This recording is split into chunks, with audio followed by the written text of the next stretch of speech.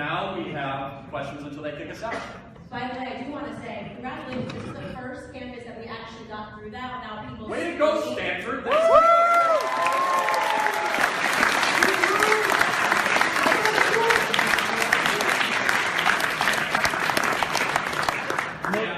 We have some experiences of people just like running to the back and just, so thanks for being. What's your name? I just want to say, my name is Ebby. I'm a freshman. Thank you guys for coming.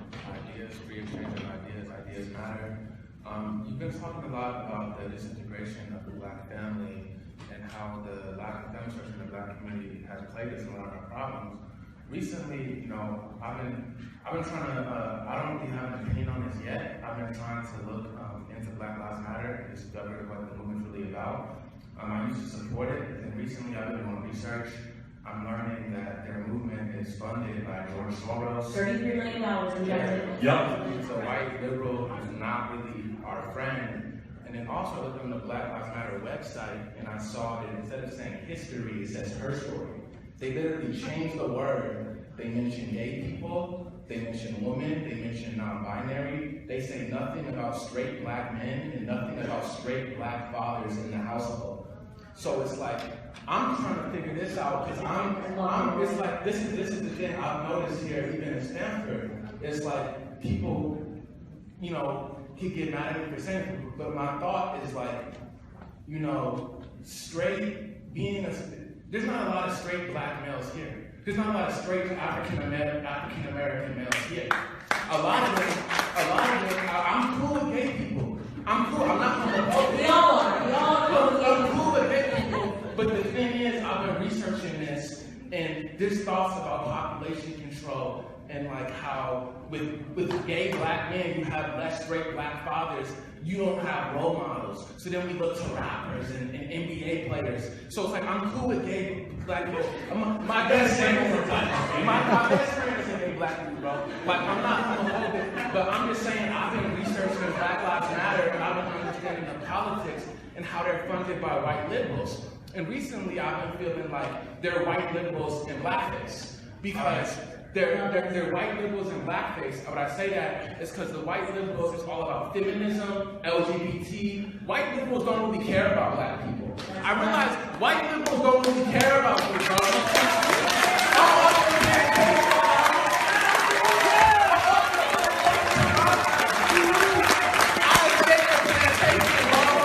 I'm in power.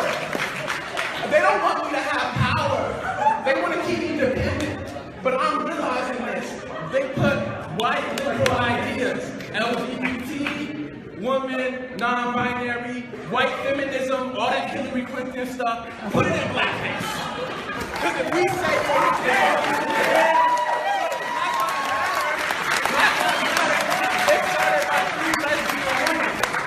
it started by three lesbian women. It's not really supporting Black families. My question is, what do you think that has to say about the movement that they don't mention anything about Black fathers in the website? Nothing about Black fathers. First off, if I could just say, no more plantation. This sounds funny, right? So when he said to me in his relations, he said, originally I liked Black Lives Matter, me too. Why would I get opposed to that? Black Lives Matter, right? Of course they matter. So you have to understand on the left. They are incredibly good when it comes to linguistics. They use euphemisms, right? Planned parenthood. Of course I want parenthood to be planned. Oh, by the way, we're actually killing you know? So this is what they do. They manipulate you by using a term that no person in their right mind would be against, right? Who would be against Planned Parenthood? Who would be against Black Lives Matter? The truth is, when you do a deep dive and you start looking at the finances, you're exactly right. People that are out of control, Black Lives Matter is a political arm of the Democratic Party, call them what they are. Yeah. And their idea is to keep Black people, as you just mentioned, enslaved and dependent via their emotion and their anger. Right? So what I would say to you first off is to encourage you to keep going and keep doing the deep dive. That's how it started for me. Right? It was one thing that didn't make sense. It was this constant narrative being shoved down my throat. When I deep dived on these organizations, looked at who was funding them, it never really lined up to the things that would make the Black community better. You mentioned that they wanted that you realize that they don't promote straight Black men, right? They never talk about the things that matter, Black fathers in the home. That's because they don't want Black fathers in the home. That's right. Somebody entering for USA get his stuff so we can hire them.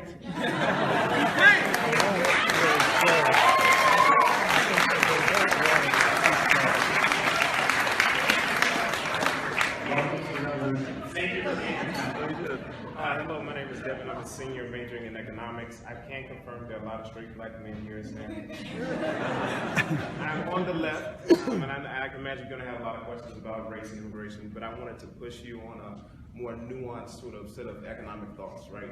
So I feel that on your side, you talk about free markets a great deal, and I just want to ask you, number one, how do you think that economic nationalism sort of goes alongside sort of this Milton Friedman, as you all espouse sort of sense of free markets? They seem to be at contrast with one another. Economic nationalism is not a part of sort of orthodox economic thought. Secondly, and that's only because I think the Stanford College Republicans, they had a table about why socialism is bad or whatever. Yeah, socialism sucks. Socialism sucks, socialism kills. Yeah. Socialism is the worst idea of the 20th century, stuff like that. So we had a debate there, as well as another example. We were talking about property rights and things of that nature. One of the things that I brought up there is that according to orthodox economics, if you underutilize sort of resources, land, labor, capital that you have, the government is doing an efficient thing by taking and redistributing those resources. And the question and the response that I got from them was essentially free market's okay so long as it doesn't conflict with sort of the ideals we believe in. And I said, well, that's not really free market thinking. So my question to you is, again, sort of the principles that you have, based on free markets. How does economic nationalism, how does that coincide with it, in addition to the sense of unused property rights? Wait, let's go to the second one. I'll kind of volley a question back to you. Do you think, based on pure economics and based on the utilitarian models that we have, that government's really more efficient at using idle and sedentary land, capital, and labor than the market? Well, to answer that, so if you take a specific example of squatters' rights, that's a situation where the government isn't actually doing anything but saying. Give me a specific example of squatters' rights where they're not taking an asset that could be owned privately. No, what I'm saying is, for instance, if you have squatters' rights and you just let and say that if someone moves into unused property, let's say after 6 or 7 years, I guess depending on what sort of state you're in, you can stay in the house. That's the government just saying, okay, people, do what you're going to do. That's not the government actually going out and seizing the property. So you're saying that when it's not owned privately, it's not owned publicly, and it's completely barren and has no it's owned by the person that decides to squat in it after the period of time because the house well, is used. If the land is not owned by anyone. No, it is. It is. That's the whole premise. Squatters' rights is very rural, like Wyoming, Montana, North and South. No, but it's a fair example. I'm just asking. No, I know, but so if you talk about, I mean, that's just if you're taking a piece of private property from someone else and you think they're not quote unquote using it, then you're in a valuing position upon the owner of that piece of property because they might be storing capital, but behind that might value behind it today, you might be using it for something in the future. So I would argue strongly against squatters' rights. That's just a specific example. No, I understand. I asked for one, but the broader point is I would make a more nuanced argument for the second part. I'll go back to economic nationalism, that the market is and always will be a better utility to use labor, capital, and land than the government ever could. It's more efficient, it's more widespread. So the market is really, really good at bringing prices down, bringing quality up, and making accessibility go horizontal. We see that in every single vertical where the market is allowed to exist. You see the quality of good go up, you see the price go down, and you see more and more people able to have it. So whether I don't disagree. No, I'm saying I'm not saying we disagree. I'm saying that's where we come from. So we try to have market-based solutions to basically every problem that we come across, whether it be education, whether it be technology or finance. How can we incorporate timeless free market principles into structural problems that we have? So let's talk about the inner cities. Candace talks about this a lot. The government has a pseudo-monopoly in education right now. Okay? So bad teachers are not allowed to be fired. It costs $24,000 per pupil to educate an individual in Baltimore City schools. Yet independent studies show that 13 schools in Baltimore, they could not find one student in those 13 schools that was proficient in math or reading. That's a failed government monopoly. So we come at that problem, we say, all right, we know markets work. We've seen it work throughout the course of time. With the standard of living increase, prices go down. How can we incorporate market-based principles into a government-structured problem? So we come and we say school choice, voucher system, allowing parents to be able to have competition in that sort of community. Where, by the way, a Catholic school will better educate a student at $9,000 a year, where the government will poorly educate a student at $24,000 a year. So to answer your question. But this is just a question. I think the question is, I'm not so much That's everything you said is fine. Competition is great. Yeah. My question is would you not say that in orthodox economics, the idea that the government takes unused land, labor, capital and puts it to efficient use, that is a part of heterodox economics, and that is an efficient government intervention. The idea is They don't have a freedom approach They where don't have the well, I right think to. I don't think that Milton Friedman would disagree with what I just said. well, okay, I would argue that in the confiscation of such property, I would resist government ever intervening against private property, both on principle and on economic practice. More on principle, if what you're saying is true, and I would yield ignorance on that. If what you're saying is absolutely totally true, that there was an economic model that Milton Friedman endorsed, which I highly doubt, then I would say based on principle, the government should not take that piece of property or that asset because I believe firmly in private property. That was a great question. And then economic nationalism too, right? Oh yeah, economic nationalism. I mean, we're fierce opponents of economic nationalism. Okay. We are big proponents of a more pro-American sense of economics, where you look at the Trump tax cut, which has been unbelievably successful at creating wealth, creating jobs, bringing capital back to this country. We have the lowest black unemployment ever recorded, the lowest Hispanic unemployment ever recorded. And as far as trade, the goal should always be open and free markets, which we don't have right now in China. And so, to confirm, you are okay with economic nationalism, so folks. No, I'm not.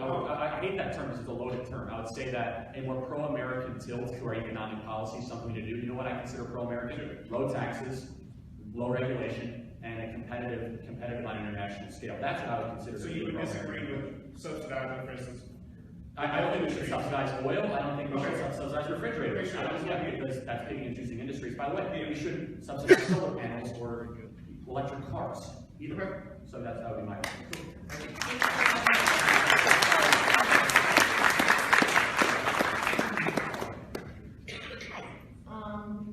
So it touches a little bit on what he said, but it's a slight philosophical twist to it, which is most progressives usually think that everything important must be regulated because if it's not, people will take advantage of those resources.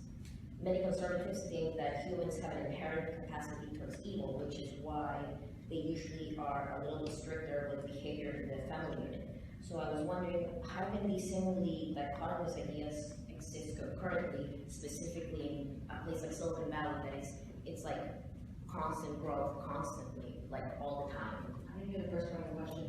Can you repeat the first part? So, I don't know my culture. yeah. So the first part is basically that most progressive think that everything that is important must be regulated, because if it is not, people will take advantage of it. So that's why you have like massive regulations and things that intervene in the personal choice that people have, like a second story to your house, depending on your zone or whatever. But many conservatives think that they haven't. Many So I conservatives. asked the second part. Okay, So the first part, when everything is regulated, there are people that are taking advantage of it, it's the government. Right. Yeah. And so It's the government is what's taking, when everything is regulated, the people that are taking advantage are the government, okay? And that hardly impacts the individual, right? So if you have goals, for example, like, I don't know if you understand how big our government is gotten. It's so ridiculous that you need a piece of paper to do anything in this country. I used to be able to grow up and just have a lemonade stand. Can't do it anymore. You just can't with the government. I don't know if the government. Get arrested. You can get arrested if you have a lemonade stand, okay? when I was, I think 12, I made a little fire through the marshmallows, and the police was called. Because I started a fire. So I totally understand, and I totally agree with you guys, but I am just wondering, especially in like very progressive, left-leaning coastal cities, you have massive growth, maybe because of many details that are not right now, but how can you counter the massive growth when you have a lot of people sort of like competing for resources, and then the conservative-minded family unit, they think that,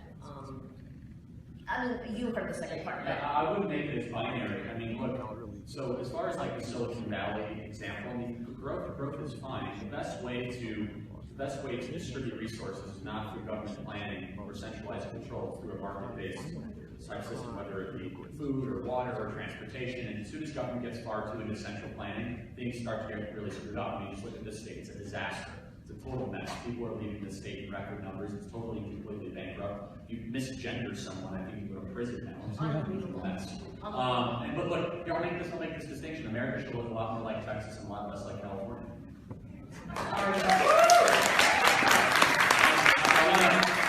Disagreements, please come to the front, please. You have a disagreement? Good. I believe I do, if I understand. Okay. I'm glad I could make it to the meeting tonight. It's my first meeting. My name's Doug. Hi,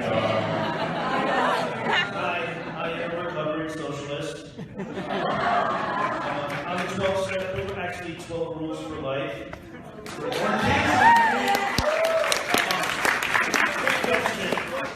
Does your organization, is this the one that has the list of professors? Bingo. And on the first blush, not knowing more about it, it sounds a little McCarthyistic. Can you please explain?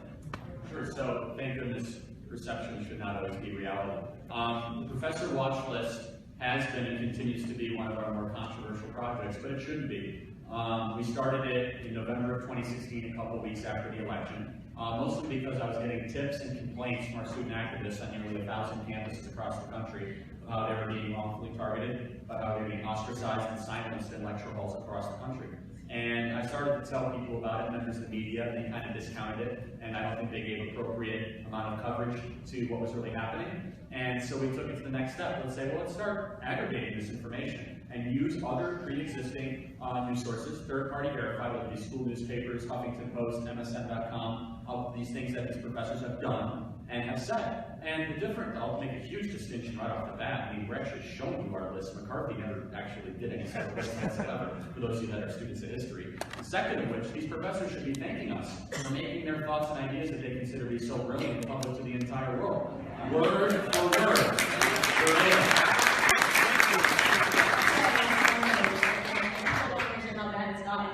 There was a high school in America where after Trump won, they made the students who supported Trump get up in front of the class and apologize to their classmates and tell their classmates, promise them that they weren't racists.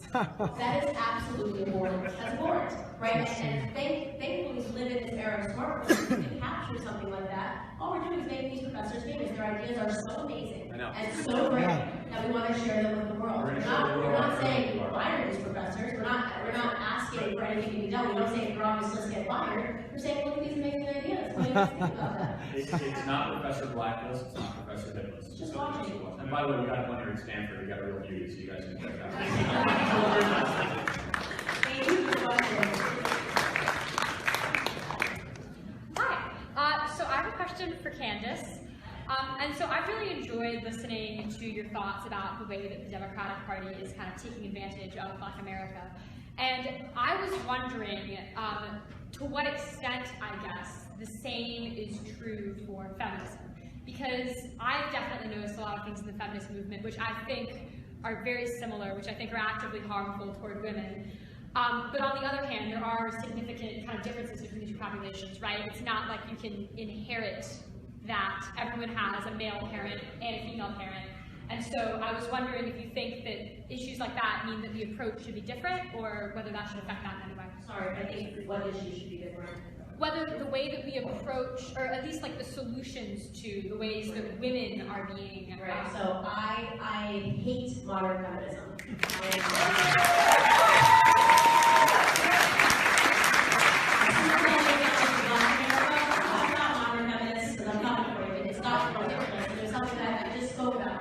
With Mike.com. Feminism has been radicalized, okay? Make no mistake. This is not the feminism that appeared in the 19th century, when women had actual issues, when we weren't allowed to vote, and we did not have equality in society. This is not what this is, okay?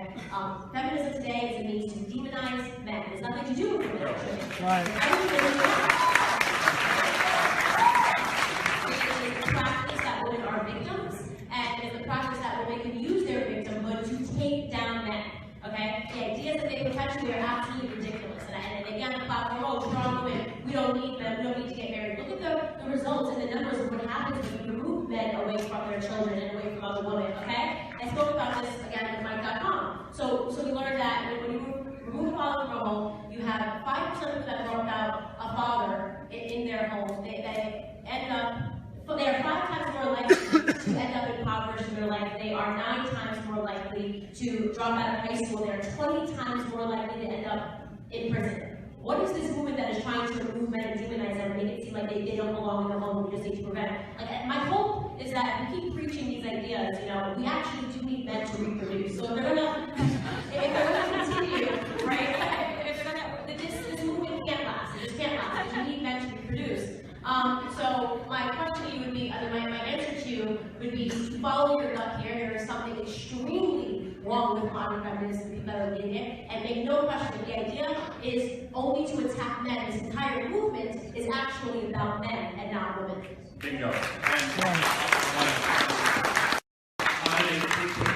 She's right on. Donald Trump has been What's up, guys? Good to see you guys. I mean, right? First, no, you can laugh. First woman running the CIA. Nikki Haley is doing unbelievable in the U.S. Sarah Huckabee Sanders, who is the first female press secretary in nearly a decade. Obama didn't have a female press secretary.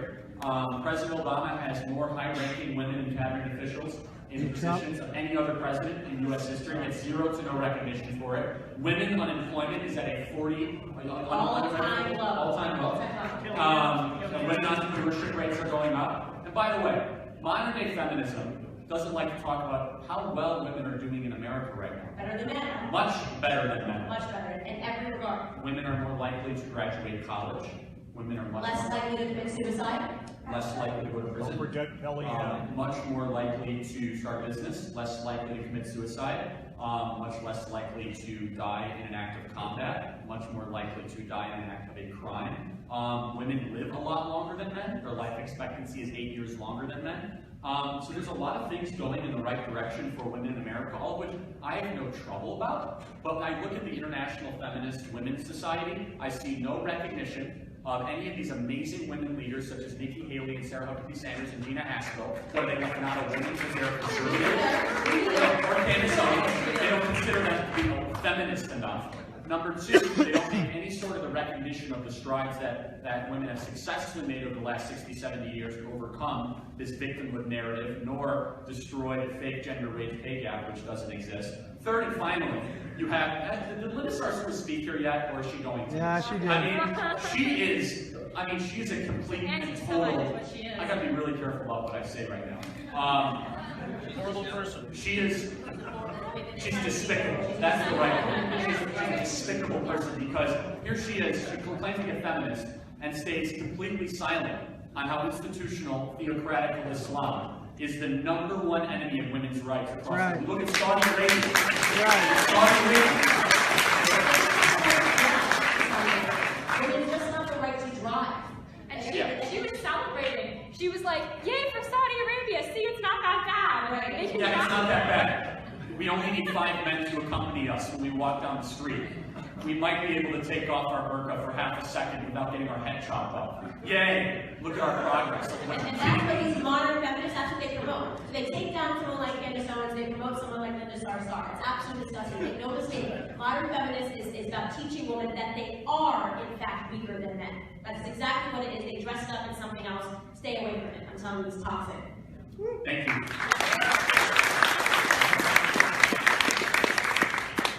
Hi. So I agree that illegal immigration is a huge issue, and it seems like a big reason for illegal immigration is people overstaying their visas when they fly here on an airplane. How is building a wall and spending billions of dollars building a wall going to prevent illegal immigration? I love the idea of building a wall. Here's why. Build the wall. Okay, so build it. Build the wall. Build the wall. Build the wall. Build the wall. 50% of the immigrants that America takes in come from Mexico, okay? That's not making America diverse, that's making America Mexico, right? That's unbelievable to me. If you want to talk about making America diverse, then we should be taking some immigrants from, I don't know, Africa. We take about 3% in from Africa, so the whole entire argument that somehow building a wall is going to be struck is actually going to be great. You want to know who gets impacted the worst by Mexican immigrants that are coming over to build the wall? Black Americans. Yep. Black Americans get impacted the worst. As far as the wall's a component of it, we have 16 million illegal immigrants that we know of that illegally came across the border from Nicaragua, Guatemala, Mexico, and other Central American countries.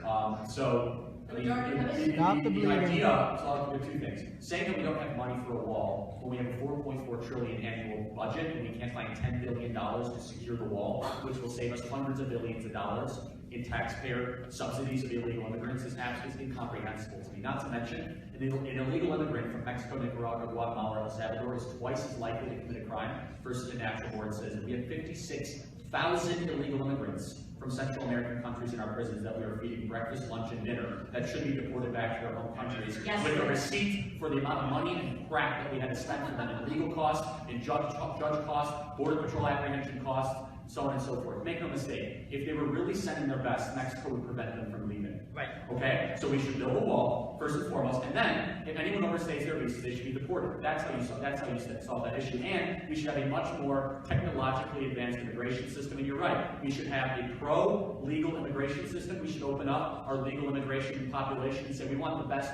from all countries. We want the best from Senegal to Singapore to Hong Kong to Hungary. And then we should build the wall and have a zero-tolerance policy of anyone passing across the southern border. If you care about sex trafficking, 30,000 kids are illegally sex trafficked across the southern border every year. If you care about guns, 2 million guns are trafficked across the southern border every year. If you care about opioids, 97% of all the heroin that comes in this country comes across the southern border. If you care about human rights, you want to talk about why women cross the border and when they cross the border, they cross during when they're having their periods because they don't want to get raped. You care about decency, then you secure the border, you stop all this, and finally, if you care about gang crime, MS-13, which are animals, by the way, MS-13 animals. They pour across the southern border. They're animals. When they pour across the southern border, they are happy that the border is porous. We went down there, it was an absolute joke, it was a disaster, but I don't disagree with your analysis, but I will push back when someone says we can't find $10 billion in a $4.4 trillion budget to do a national security issue and also something that will better our country. So. But do most illegal immigrants illegally cross the border, or do they come over via car? So we have about 8 million visa overstays and 13 million people that have crossed the southern border. So total population, 21 million people. So more across the southern border, and then they have anchor babies, and they are anchor babies. They are, yeah, they go on welfare. They have a baby, they go on welfare. And then they chain migrate, which is a total mess, total disaster. 80% of them never even go off welfare, so they get people using welfare. And by the way, we're very pro-immigration, legal immigration. Like the president said, go allow the big, beautiful door, fill out the right paperwork, and come in this country. Don't break our laws. Come here and play the big. That's right. Thank you. Thank you.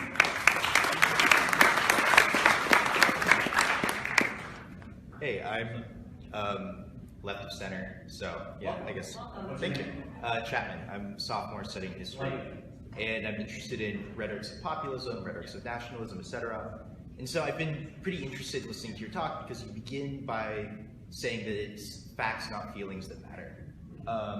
Which, yeah, anyway, interesting. But listening to you talk, it seems that your rhetorical strategy is playing into people's emotions. I mean, you have a very angry style, and I have a problem with that. And it doesn't seem as though you're presenting a long series of different arguments. It almost reminded me of a stand-up show, right, where you go from bit to bit, which was entertaining. But I guess my question is, are you talking about, you say facts, not feelings, but do you think that your rhetorical, whatever rhetorical power you have, that it's coming from the feelings that you're creating in your audience? Or do you think it's actually coming from the validity of your arguments? So what are you saying, that our facts are creating feelings? Is that what you're saying? No, it's just this presentational style you have. It seems to be tapping more into feelings than facts.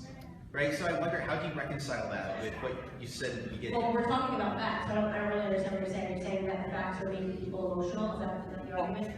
Yeah, I mean, so look, I mean, I hope some people laughed and some people thought about issues a little differently, but that's the key thing. If thinking is the gateway to feelings, then so be it. However, we used a lot of facts. She talked about black single motherhood. We talked about the deterioration of the inner cities. I just rattled off a bunch of facts about the southern border, whether it be crime or drugs or illegal immigrants coming in this country. Everything we have is a statistical backing and a logical reason behind it.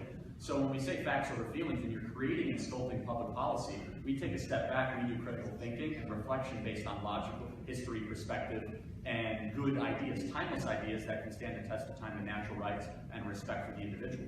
Now, whether people find that funny or entertaining, or we play into it a little bit, I'm glad you find it entertaining. Because we're paying our audience, and obviously it's working. Yeah, and that's really the thing. It doesn't really matter if it causes excitement, but if we're saying it's true and it's verified by facts, we're not up here talking about our feelings. I'm not selling the sob story here. I'm backing, I'm giving you evidence for why I believe what I believe, why we believe all of these things behind us.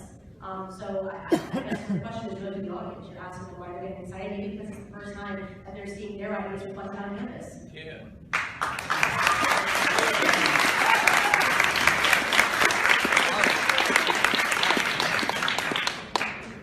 My name's Miriam. I'm a sophomore.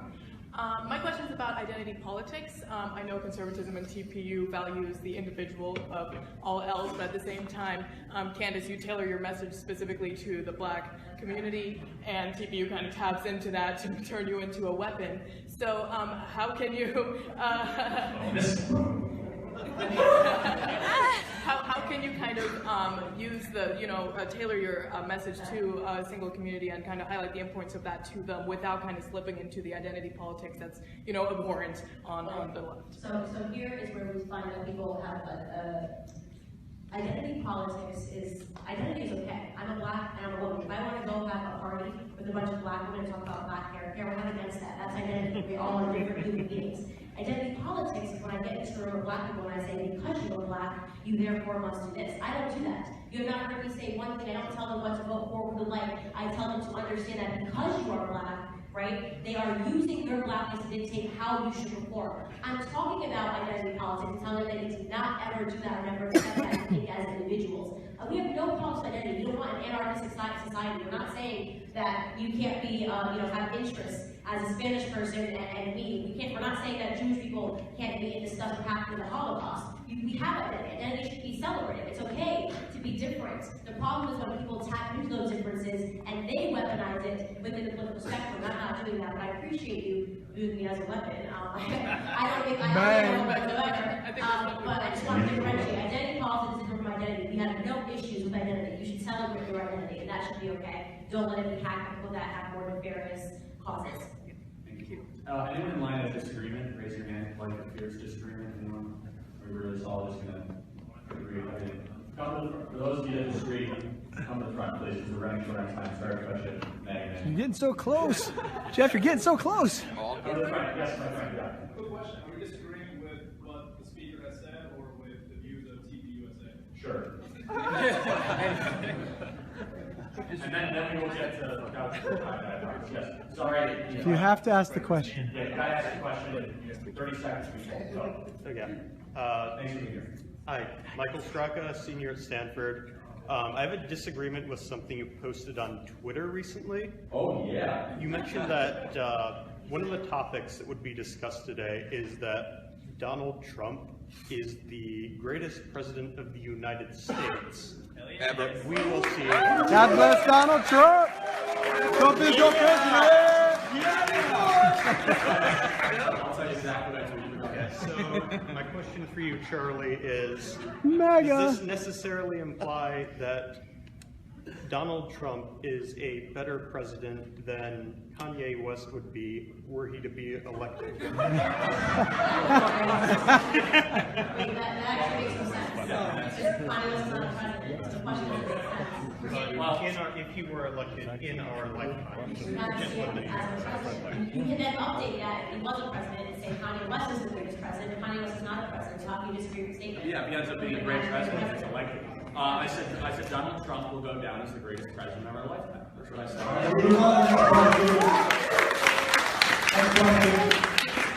Next question. John, we're good. Thank you. All right, John. So you. Hi, Jack. Hi, Ken. We talked to the table. How are you? Doing better. My name's Catherine. I just want to reiterate something that you said, just from you were answering another question like a minute ago. You said identity is okay, it's okay to be different, celebrate your identity. Right here in front of me, there are only two genders. For me, that's someone who Biology. feels very strongly that identity is something that's very fluid, I'm just curious what you would say to the fact that identity, you should celebrate it, but also what would you say to someone who I guess is questioning their identity gender-wise? Like, how would you then argue that identity? I don't argue science, so that's not what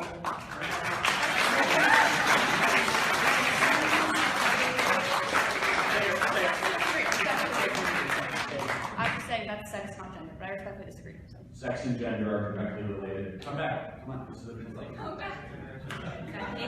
Two genders. Hi there. Hey, Charlie. Candace. My name is Freddie. Local so I guess you could say major in political science. And you know, being a native of Santa Clara County here, San Francisco Bay Area in California, I'm at a crux here. Sometimes I can be a little bit liberal, sometimes I can be a little bit progressive. I'm actually a registered Republican here. I hate the establishment in Sacramento, but at the same time, I want to push you and challenge you a little bit respectfully. I see a sign right over there that says Trump is great. I assume you have many reasons as to why you think Trump is great, and I actually do support some of his policy when it comes to smaller government, freer markets, yada yada, et cetera, et cetera. But I can't help but notice some inconsistencies with his conservatism, for a lack of better words. For example, his stance on the Second Amendment and on borders is a little bit different than what you would expect to see from a traditional conservative. For example, Reagan and Bush didn't have these immigration hawkish approach to the borders and things of the sort. And similarly so, when he was sitting down with members of the Senate, including Dianne Feinstein, my senator, he actually said something that was very interesting to me. He said that maybe we should raise the age of long gun assault weapons to 21, contrary to the NRA stance. Not only that, he said that we should take guns away without due process. So just using those two things as an example, I want to ask you, is there any flaw in that? Is there any inconsistency with that? Or did I simply misunderstand what the president's stance has been on the Second Amendment and borders with traditional conservatism? Or maybe a better word would be classical liberalism. That's what I would call myself. I don't like the word conservative or Republican. I actually call myself independent politico. That's because I'm more of a classic liberal, not a social liberal, but definitely not a progressive. And even saying conservative here in California, which used to be a bastion of conservatism, has a stigma attached to it. So I just want to throw that at you. I know it's a lot to take in, but would either of you care to? Well, look, I mean, if you care about freedom, you care about Western civilization, Donald Trump's been the most successful president since Ronald Reagan, if not in the last 100 years. As far as the Second Amendment, he 1 out of 8 of all circuit court judges across the country that have 5-star ratings in the NRA have been appointed and selected and implemented by the president. George Bush could tout that same record. George H.W. Bush certainly could tout that record. President Trump has advanced the ball further in terms of pro-life policy, as far as those of us that believe in religious freedom, in significant ways. The Heritage Foundation rated him the most conservative president, most year conservative for a president in their history. And as far as borders, I think Reagan and Bush got the border issue wrong. I don't think open borders should be the position of the Republican Party. I think we should have strong borders. A quick follow-up. So would that be classically liberal? Because I know you mentioned the word libertarian here, and open borders is definitely closer to the libertarian ballpark than the conservative one. It's my biggest disagreement with libertarians is open borders. Okay. It's my biggest disagreement. Thank you. Thanks. Thank you very much. You're welcome. Hi, mine's Greg. I'm Lisa Maboma. And I just wanted to say you used the term the Holocaust earlier, and the Holocaust actually means burnt offering, which is not a great term when you're saying the 6 billion Jews were murdered. They weren't really offered to God. So I recommend using Hashoah, which means the catastrophe in Hebrew, instead. Open hatches. Thank you. Thank you. Hashtag. Hi, my name is Catastrophe. Bhargav, and I'm from Santa Clara University, and I'm also a legal immigrant, so yeah. Right now we are going through a trade war with China, which is against the ideology of free markets. And I did read an article on Wall Street Journal that China started this trade war like years ago. But don't you think the better way is to not be engaged in a trade war and tone down China to not engage in this, don't raise tariffs on American cars and stuff like that, instead of trying to go against the ideology of free markets? I mean, look, so the goal is open and free markets. Tariffs are a tactic against the Chinese negotiation-wise to get us there. But I kind of laugh. I mean, we have an unbelievable trade imbalance with China. Some people would argue that's a good thing. I wouldn't. This is a $500 billion trade imbalance. So we threatened $100 billion in total tariffs. The Chinese get so upset and said, we are going to retaliate with $5 billion in tariffs. They don't buy enough of our stuff. They can't tariff our goods and services. I mean, they can't find enough stuff to tariffs on. So like a trade war, yeah, a trade war would be us putting tariffs on their stuff.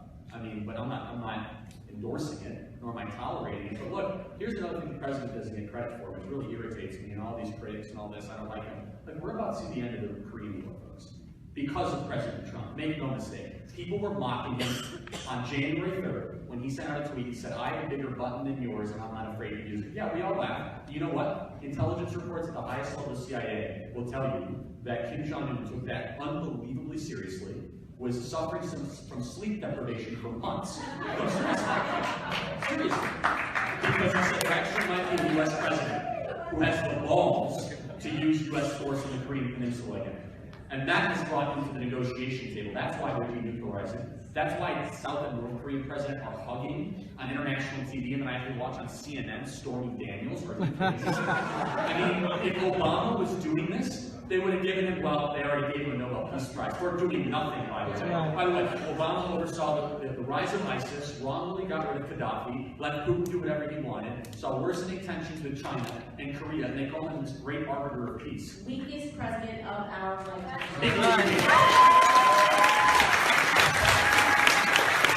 Come on. Jeff. Hi. So I want to start by saying I am left of center. I'm Zach. Yes. And this is like one of my first Republican events that I've gone to. It's been good, Woo! I have a lot of good points. All right. I don't agree with that. Conversion. But, it seems like you don't think I have to, which is something I respect.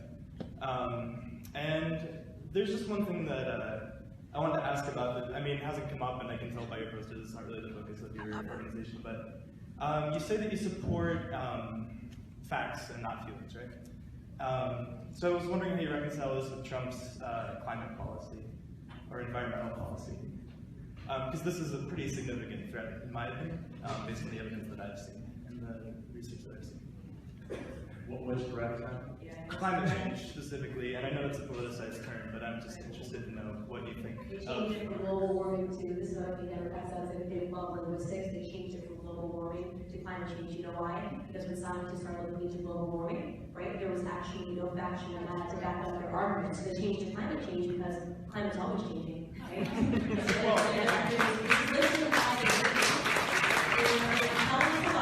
Extracting our tax dollars for some parachute, they had no actionable plan. America was losing. So you know what Trump did? He ripped it up. We got out of it. Paris. I saw that. Yeah.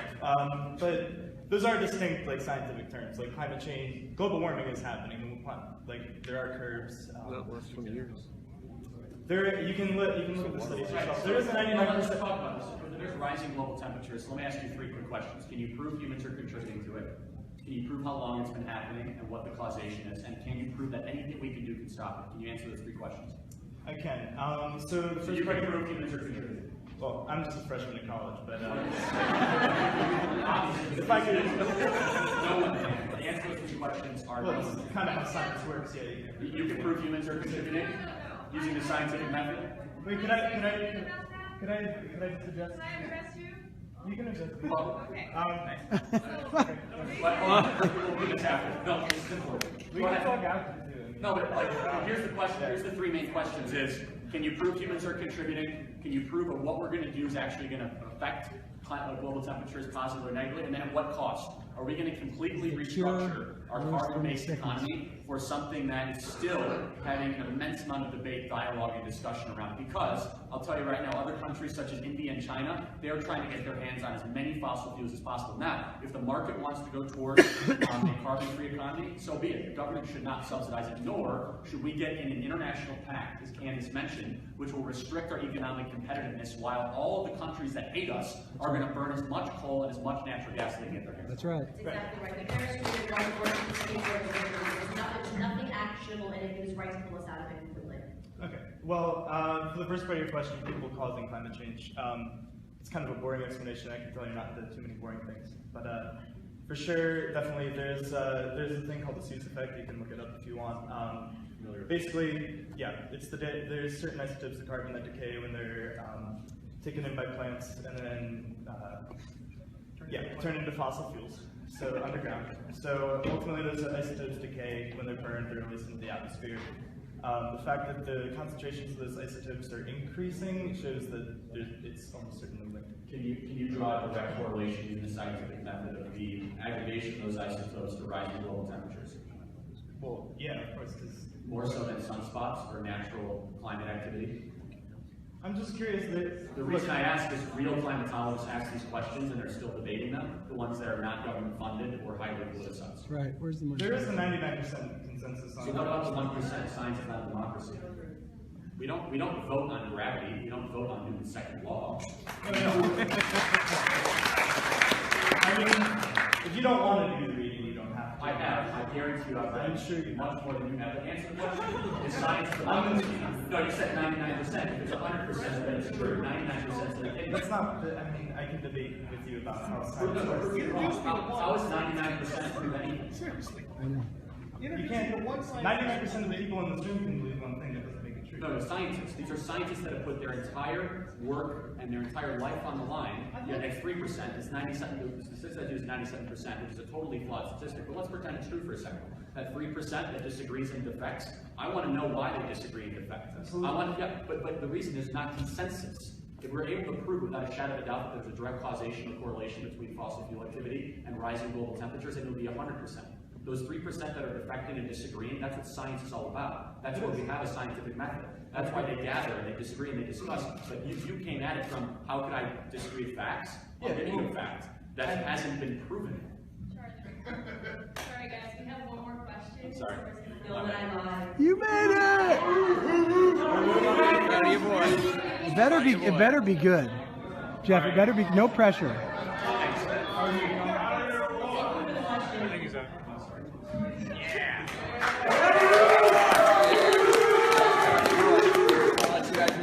Better be good. Fans, Red Pill Black, love it. I love the way you guys are handling yourselves. I wanted to compliment everybody here again. This is an amazing place. I know we, agree and disagree. I have to say I've been to many different things like this, and there's been a lot of yelling.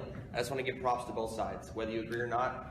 Same to you two. You're doing an amazing job of controlling things, and you're keeping it going. I like the little skit you guys got going on. Whether other people like it, I like the setup going on that you had. White privilege is a lie. I agree completely. Trump is great. He is the greatest president ever. Kill them all, and to kill them all.